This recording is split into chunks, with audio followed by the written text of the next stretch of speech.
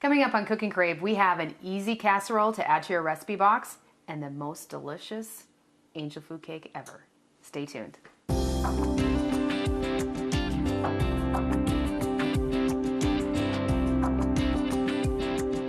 Hi, I'm Rhonda Fitterer. And I'm Laverne Didi. And we have a submitted recipe this week. Rhonda Ducart, her mother-in-law used to make this for her daughter, Jill, for her birthday every year. And this is what Jill requests every year. So it's supposed to be this phenomenal angel food cake, and I'm sure it is. It's one of my favorite cakes too. So we got an angel food cake, but before that, we're gonna make you a cream potato cheese bake. So another just easy casserole, add to your collection like we said earlier. Absolutely. If you wanna go ahead and make these things with us today, just go ahead and grab a piece of paper and a pen and write down these ingredients. For the cream potato cheese bake, you're gonna need 2 pounds of ground beef, onion, salt and pepper. You're gonna need 6 large potatoes or hash browns, depending on how you wanna do that. A can of mushrooms and a cream of mushroom soup, some half and half, sour cream and cheddar cheese. It's pretty simple. That sounds pretty simple. So I'll pass that one on to you. Okay. And this I can't wait for because I love angel food cake. And this is homemade. So what you're gonna need to make this cake is a cup of cake flour, and that's a very key ingredient there. 1½ cups powdered sugar. You're gonna need a 1 3/4 cup egg whites. It's about a dozen of eggs. 1½ teaspoon cream of tartar, a 1/4 teaspoon of salt, 1½ teaspoons vanilla, and a 1/2 teaspoon of almond flavoring. So not a lot of ingredients, but it's very key to how you put these ingredients into the batter, into the success of your cake. That's right. Yep. Okay, so where are we gonna start? Well, we're going to first get that cream potato cheese bake in the oven. Okay. So let's start with that. Okay. We'll start it over here at the stove. We'll put our burner on, and you want to start with 2 pounds of hamburger. Okay. You know, preferably pretty lean, and that, or else you're going to just want to drain it if you have extra fat in there and stuff. So let's get that. And to this here, we're going to add a teaspoon of salt. So we'll use our magic or invisible measuring spoon. Yep. Yes. And a 1/4 to 1/2 teaspoon of pepper. And I'm going to do a generous portion because we do like pepper, and that doesn't sound like, you know, even a 1/2 teaspoon for 2 pounds of hamburger. It doesn't sound like a lot. So I put in about a teaspoon. And again, that's preference. So you can just, so we'll still get this chopped, and then we're going to add, once this starts going, we're going to add a large chopped onion. Okay. And that's there. So that's all we need to do to get this started here. So let's just get this mixed up and here. And then while we get this in the oven, we'll be able to get our angel food cake made. Well, our hamburger is almost completely done, but not quite. So I want to add the onion. And as that is simmering together, cooking up the hamburger, we're going to go over and mix up some of the other ingredients that we use in here. So let's just mix this up, and we'll turn that down a little bit here so that, you know, the hamburger can finish cooking. And then the other ingredients that we mix together, the cream and mushroom soup, the half and half, and the other things we're going to want to put in here and heat it up too, so that when you do put it in the casserole, it's going to take that less much time for baking. Okay. If all your ingredients are really hot. So leave that. And here we're going to start with 3/4 cup of sour cream. Okay. A can of cream and mushroom soup.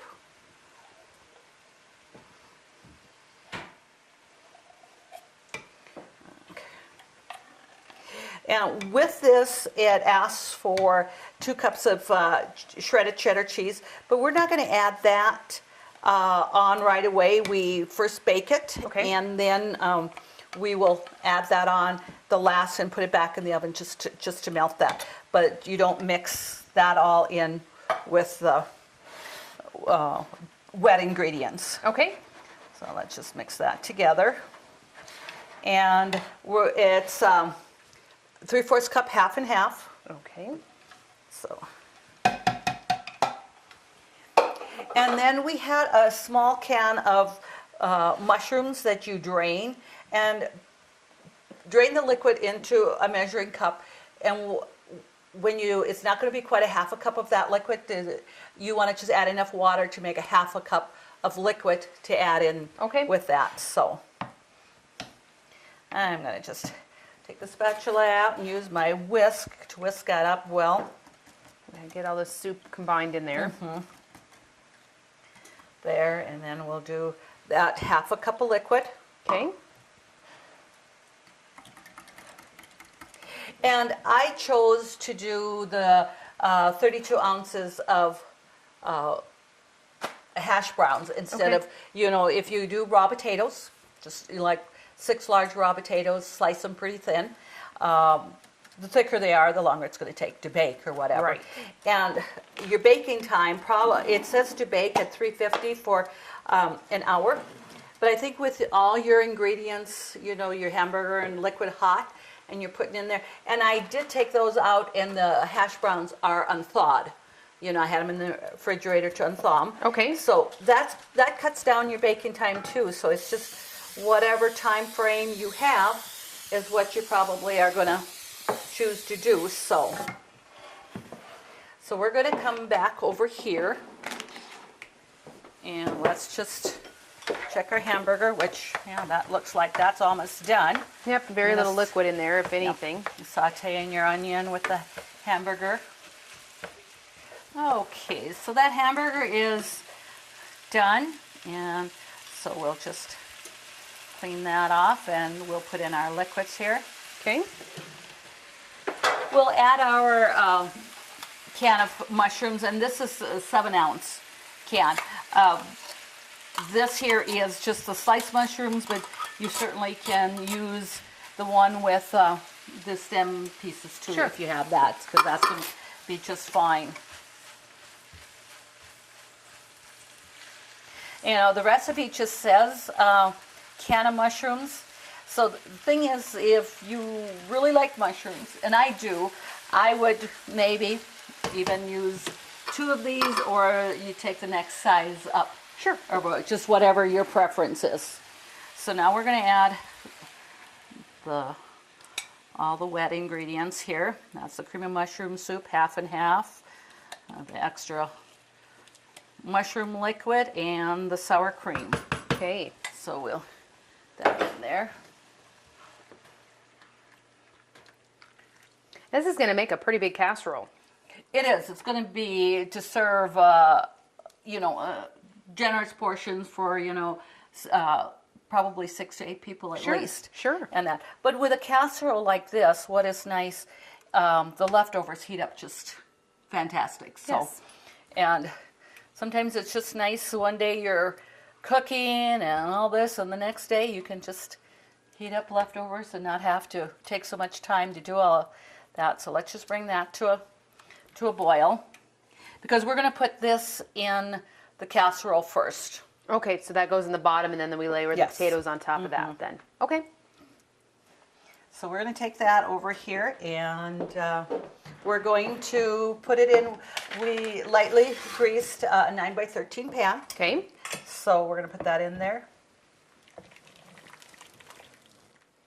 And when you put your potatoes on top of that, it's going to look like a lot.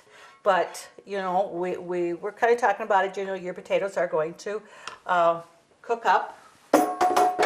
And the cheese that we add to this is only going to be added at the very end for about 10 minutes or so, just for it to melt. We're not going to put that in as we talked about. Okay. So I'm going to open my bag of hash browns. And this too, actually will take a little less time baking for the fact that, the potatoes aren't raw. Right. Like if you had your regular potatoes, but there wouldn't be anything better than some fresh potatoes out of the garden and, slicing them in here. So, and we're going to put this in the oven. It says to bake it at 350 for an hour. And I'm going to put the timer on first at 45 minutes just to kind of check it and see where we're at. And because then we're going to want to be putting on the cheese anyway. Right. And stuff. So like I said, it's a pretty full casserole, but there. That looks like for, you know, you have company coming over. Absolutely. Something that you could put together pretty easily. And that, so I'm going to go ahead and set, in fact, I'm going to go at 40 minutes and see where that's at, because then we can, if it looks like it's bubbling and almost cooked, we could add the cheese, because that's going to take about another 10 minutes for the cheese to melt. Sure. Okay. Now for the really good part of our show is the angel food cake. So we're going to just clean that up here a little bit. I'm going to bring my mixer over. And like I said, it says about 1 3/4 cup of egg whites, or about a dozen. The thing is, you want your egg whites at room temperature. So okay. I've already taken them out, and it's going to. So that's one of the things in this that you just don't take out of the fridge. Right. You're Okay. not going to take your eggs and crack them and just put them in there. You want them at room temperature. Okay. So I'm going to get that, and I've got them in here already. So we'll just. Little slimy. that. It's an egg. Yep. It's egg whites. Correct. And then we're going to add 1.5 teaspoons of cream of tartar to this when we beat it. Okay. Because we want to beat it till it's, fluffy and, getting a nice consistency. There. Time to fill my cream of tartar thing here. I think I just got to take a tish more here. Okay. And the salt, a 1/2 teaspoon of salt. So we're going to do that. Well, actually, it's a 1/4 teaspoon salt, not a 1/2, just a 1/4. Okay. So let's get that. So we're going to be hearing this beating, and we're going to want to beat it on high for a while. Like I said, we really want stiff peaks. Okay. So you really can't overbeat this. no. And Okay. you're better off having really stiff peaks and that versus, not enough, because your cake is going to be a higher cake to that. Okay. Okay. So let's. And then the next thing is we have 1.5 cups powdered sugar and 1 cup of cake flour. Okay. And so why again are we using cake flour? Angel food cakes, it makes it a little lighter, bakes, has better consistency. Okay. Your regular flour can be heavier and Okay. it's more dense. So does it have a difference in taste, or it's mainly just the consistency? Texture. Okay. But there is a secret way if you don't have cake flour, and many people don't. You can use, say, a level cup of regular flour, and then put in a good heaping teaspoon of cream of tartar. Oh. No, excuse me, cornstarch. Not cream of cornstarch. Cornstarch. That kind of substitute with the cake flour, it makes it a little lighter. Okay. So a cup of regular flour and a heaping tablespoon of your cornstarch. Okay. And you're going to want to sift that together. Okay. And that's what's really great. You can do that. I mean, when I was picking up my cake flour in the store, which I forgot the other day, I went in and this one gal, someone I know well, she says she never buys cake flour, and that's what she always does is uses the cornstarch. And she has good luck with that. Very good luck. Okay. Interesting.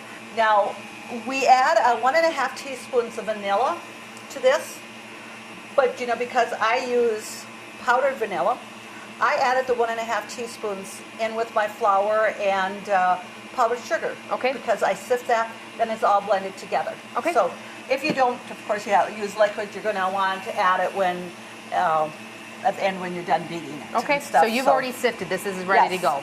It says sift 3 times. So I've done that already. I've got a really handy sifter because it goes right in to a measuring cup, and I can just put it back in, and works wonderful. I bought it at a garage sale, so I was really excited. And you probably know why I bought it too. It's red. It's red, that's right. I thought, if I never use it, it's red, it's in the cupboard. Yeah. So like I said, that's gonna be ready to go. So I'll just undo the top there. And again, sifting the powdered sugar and cake flour or white flour together makes it lighter, airier, and then you mix in the ingredients well, because after the eggs are beaten, you're just going to fold that in. You're not going to put it in and mix it with the beater. Okay. You're just going to fold that in. So that's all we need to do for now until our eggs are a little bit foamier and beat. So we'll just come back in a few moments. Sounds great. We've been beating our egg whites, and you can see they're fairly stiff, nice and fluffy. We're going to just put that on lower, and now we're going to add a cup of granulated sugar, just regular white sugar. You don't want to take it and pour it all in at once. It's asking, to do a couple of tablespoons at a time. Okay. So, with that mixture going, I can just slowly put the sugar in that way.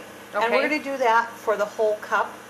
And after that, we want to beat it a little bit longer, and we want to really make sure that it's really got stiff peaks to it and stuff. So we can just continue here.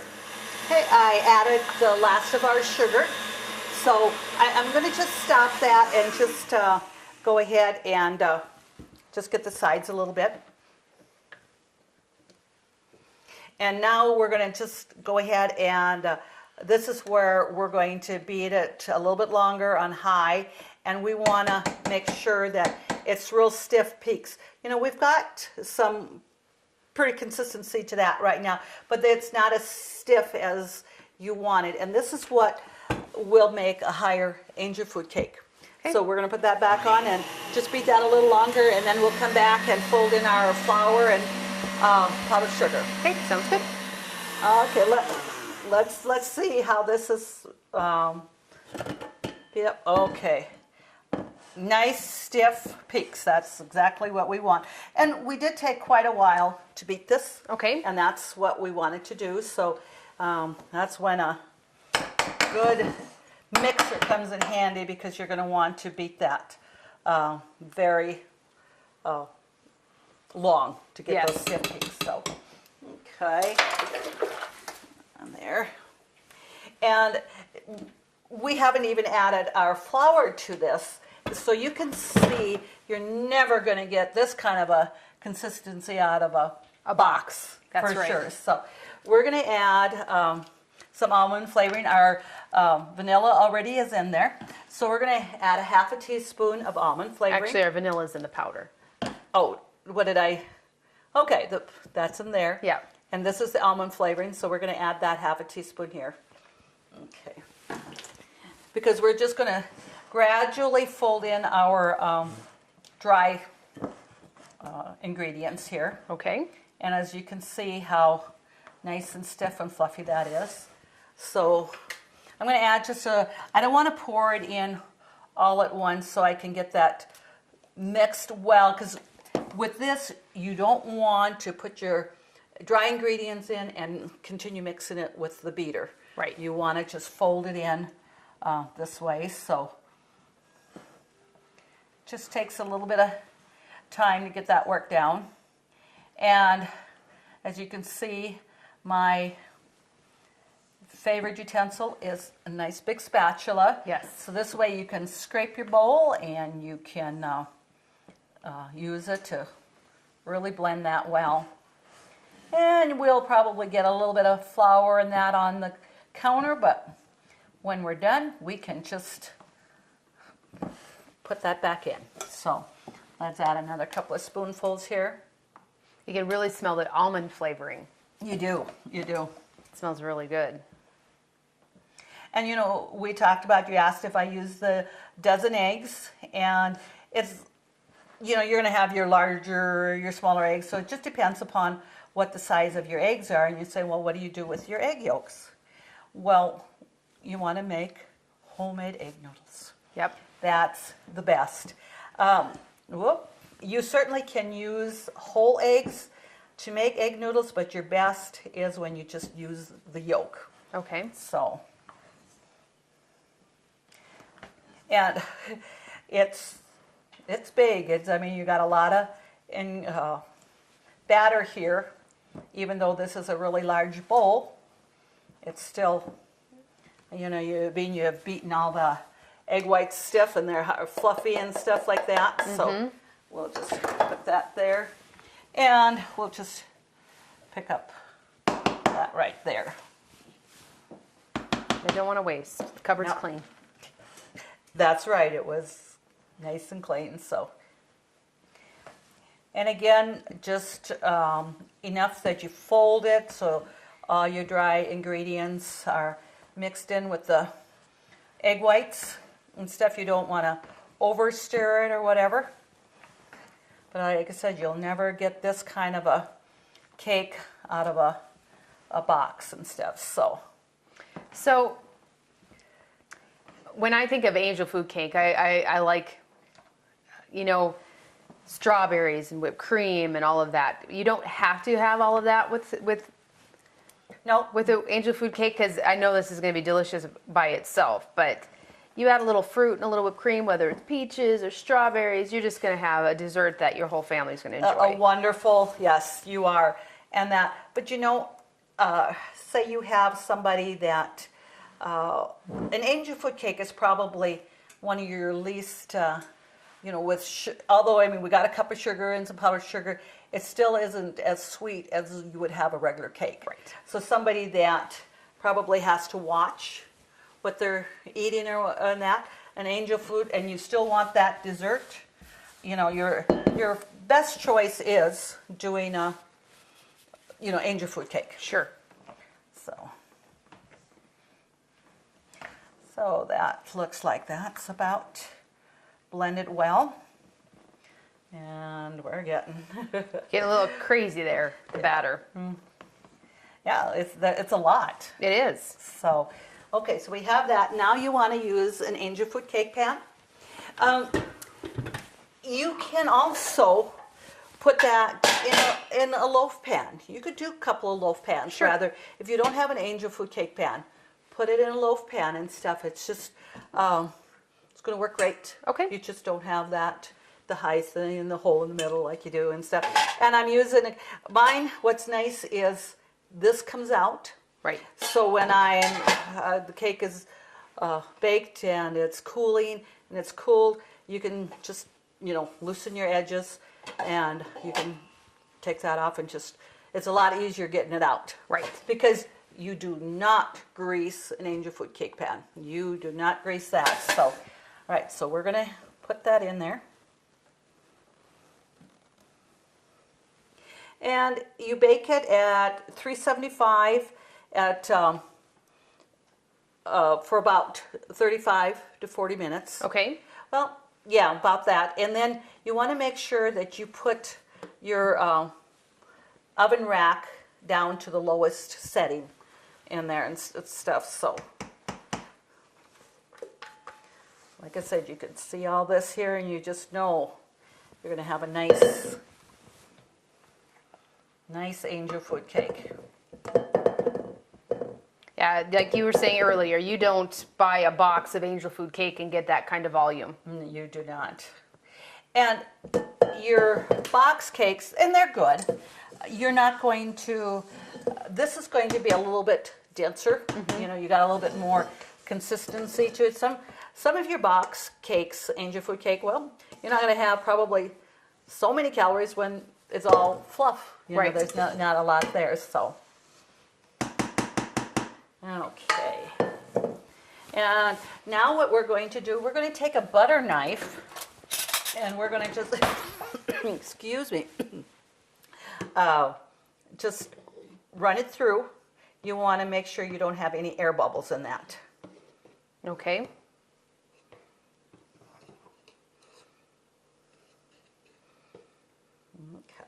Okay.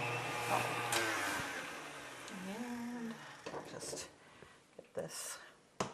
And when you're doing that, the air bubbles, I mean, you just that would just make a big pocket in the cake, and you don't want that. You don't want that. So now we just have to, we're going to wait until we take out our cream cheese, potato cheese bake. Okay. We don't want to put that in at the same time because we don't, back home when we made angel food cake, you always said you can't jump around in the house, you can't do this, you can't open up the oven and look at it. I don't think it really makes that much of a difference, but I don't want to open it and check the casserole, take that out and put it back in. So we'll just wait to put that in the oven. Okay. Okay, that our cheese should be melted here, so let's take a look at that. Oh, and it is. So let's pull that out here, and we're going to just put that right over here. Oh, that's bubbling hot. And now I'm going to take my rack here and I'm going to lower it to the bottom to put the angel food cake in.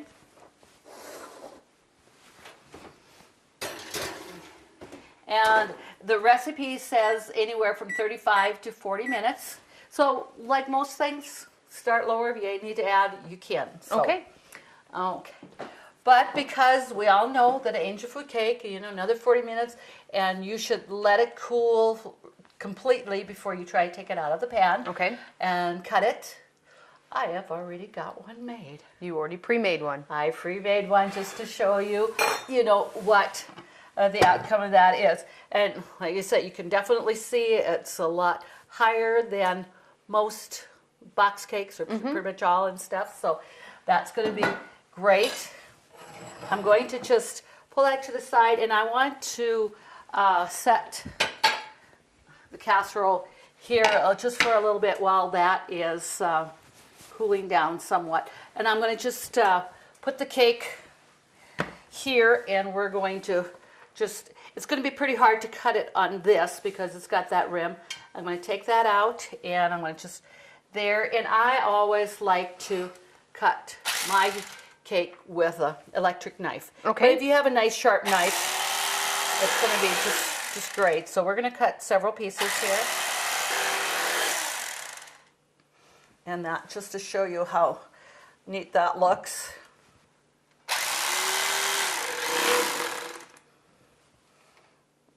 Okay, let's just put that back in here. And we'll just let's wipe this so we can close this. So, and even just looking at the cake, you can just see that there's more consistency and it's more dense and that, which makes it, you know, wonderful. And whatever, we're going to just put that back here because, you know, nothing like we talked about having extra toppings on our cake. Cake. So let's just, I'm going to take a spoon and we're going to just take this out here. That's. So this is very hearty. It's, you know, your meat and potatoes and your cheese, all that. So That's a good casserole. It is. And I think it's going to be one that you're going to enjoy putting back into your recipe box. I'll just have you move that a little bit over here so we can set that there. And again, angel food cake is wonderful by itself. But if you have like toppings, I have some peaches here. Sure. They're actually, you know, frozen, but when you take peaches when they're in season and freeze them, it's just like fresh. So peaches, strawberries, you know, raspberries, any of those things you could put on top of that. There, and then of course you need a little bit of whipped cream on top of it. Absolutely. And I'm going to just use the Ready Whip, but if I was going to have quite a bit, I would be making my own homemade whipped cream. Right. So as we can see here, two pretty good things. Absolutely. These are dishes that anybody in your family is going to love, from young kids, because this is such a good meal here, and tasty treat. Oh, they're going to be absolutely wonderful. You just want to make sure you don't overindulge in that, so you have room for that piece of angel food cake. That's why you should always have dessert first. To get these recipes, just go to www.ctctel.com. Please submit your recipes for Laverne to cook for you. And always thank you to the Workshop for being our sponsor. Thank you for joining us this evening. Have a great day.